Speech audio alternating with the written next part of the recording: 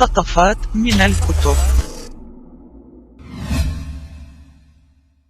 من كتاب العراق في كتب اليونان والرومان، بقلم الدكتور سامي سعيد الأحمد، كلية الآداب، قسم التاريخ، جامعة بغداد.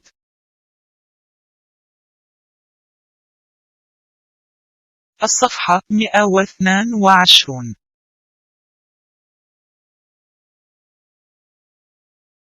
وبعد معارك كثيرة وتقدم وتراجع إلى الجبال والسهول، صمم القادة اليونانيون على اختراق المنطقة الشمالية في جبال الكردوكي إلى أرمينيا، والكردوكي هؤلاء هم دون شك الأكراد.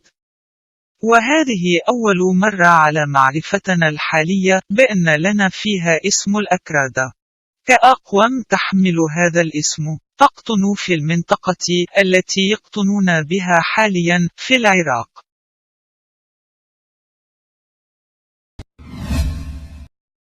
مقتطفات من الكتب من إعداد سردار رامان.